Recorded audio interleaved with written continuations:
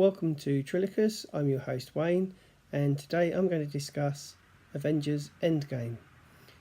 These are just my thoughts and theories as to how the Avengers will defeat Thanos. I will also be touching on Captain Marvel, so if you haven't seen that film, then be warned, there are some spoilers, and I wouldn't want to spoil your enjoyment of Captain Marvel. So the Avengers have been scattered. You've got Iron Man with Nebula last seen on Titan, although in the trailer they're drifting in space. And the rest of the Avengers are in Wakanda, or at least they were at the end of Infinity War. In the trailer, however, they all seem to be gathered back at Avengers HQ, running through the losses. AntMan was last seen in the multiverse and appeared to be stuck where he was because the scientist Pym and his wife and the Wasp were also sent. They were turned to dust. And Ant-Man kind of leaves you with the thought that he's stuck there. But he shows up in the trailer. How's that possible? My theory is within his suit there is a safety mechanism, whether it be like a big red stop button which brings him back, or there's an actual time limit on how long he can remain in the quantum realm.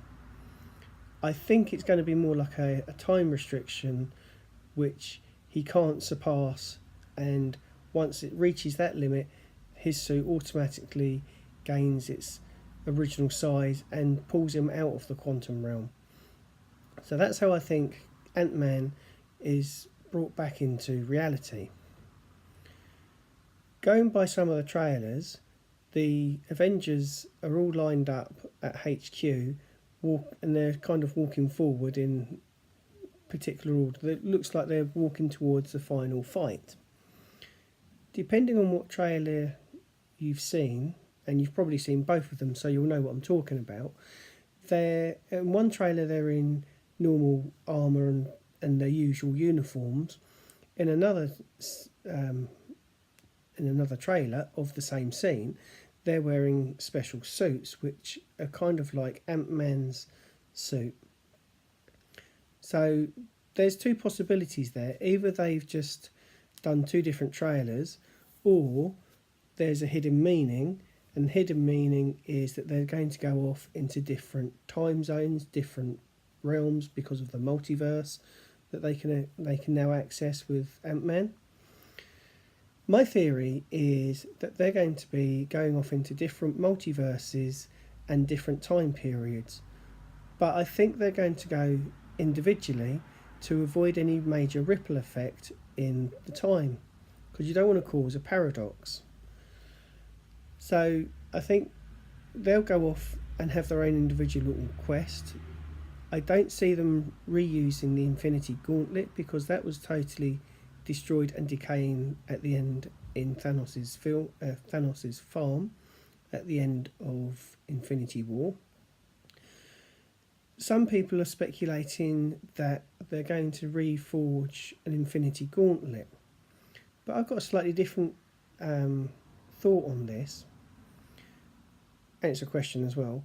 What if Captain Marvel is able to use all Infinity Stones without the use of a gauntlet?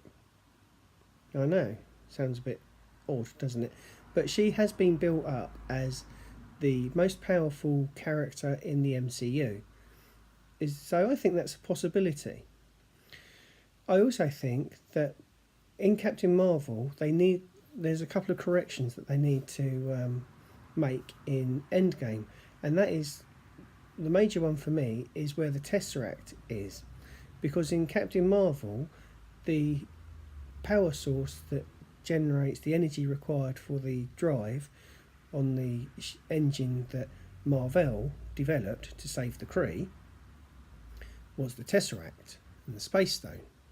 But how did that end up in 1995 when, according to the current timeline, it should be buried in ice in the Arctic, because Captain America doesn't actually get de-thawed until the millennium. So there's a continuity error there, for me at least, and I think that can be addressed in Endgame.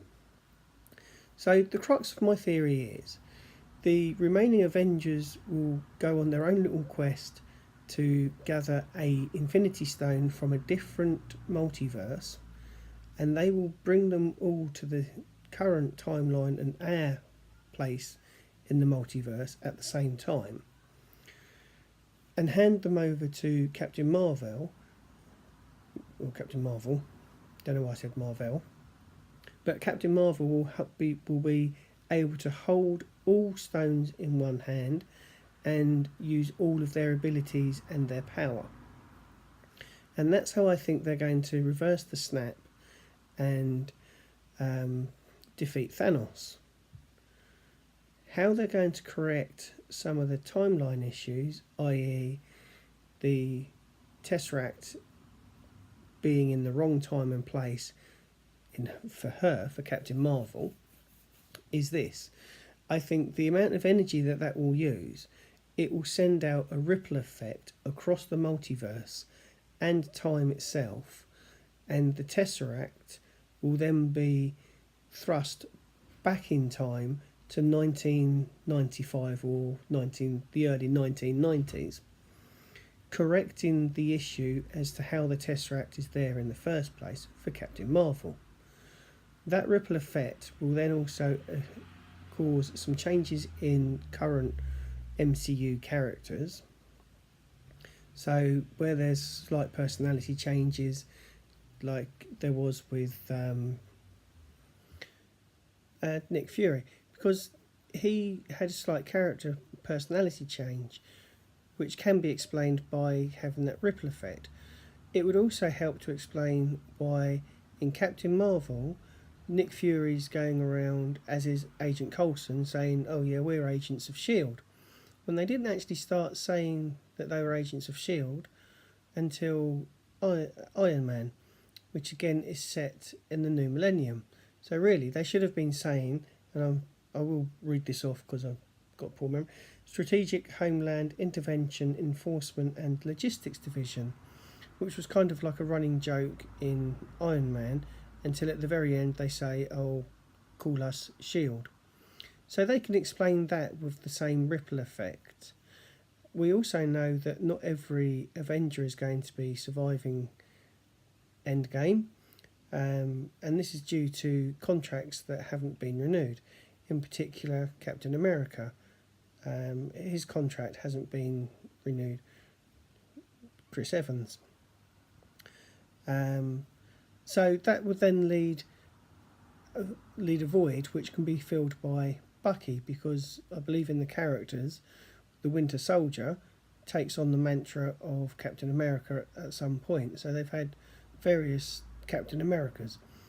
Tony Stark, Robert Downey Jr., his contract is up, and I don't think that's been renewed. And I think that's where Marvel are going. Captain Marvel will become the new leader of the Avengers and the mentor. We know that Spider-Man obviously survives because he's got a film coming out, Far From Home, and in that trailer we've already seen Nick Fury, so we know that those two characters survive. Doctor Strange has also been given his own film. He's got a sequel, Doctor Strange 2, that's yet to come out. And there's always rumours of a Black Widow film. So, yeah, there are some characters that we do know the fate of, and there are some that we don't. And I do think that we will definitely lose Chris Hemsworth and Captain America. I think that's I'll put money on that. Guardians, they're coming back for a third film, although I have heard that Dave Bautista has declined and said that he doesn't want to carry on the part of Drax. But there's a few years to go before Guardians 3 is released, so there is every possibility that that will change. So, to sum up, I think all the remaining Avengers will somehow, in one way or another, gather the Infinity Stones. Captain Marvel has this absolute limitless power and energy. She's already survived touching the Tesseract and the Space Stone, so what's to say she can't be the one person that kind of breaks some of the Marvel rules, and she can wield all Infinity Stones on her own without the need of a gauntlet, and then she will reverse the snap with subsequent casualties, Captain America, Iron Man, in the fallout of whatever confrontation they then have with Thanos. That's my theory. Hope you've enjoyed the video, my ramblings for the last 10 minutes or whatever. If you have, please don't forget to subscribe, give us a thumbs up or a thumbs down if you thought I've just chatted nonsense for the last 10 minutes, and please hit the notifications bell and subscribe, and I'll see you next time, which is a review of the 1984 film The Last Starfighter. So watch out for that one, it's coming soon, and take care of yourselves, and I'll see you next time. Bye.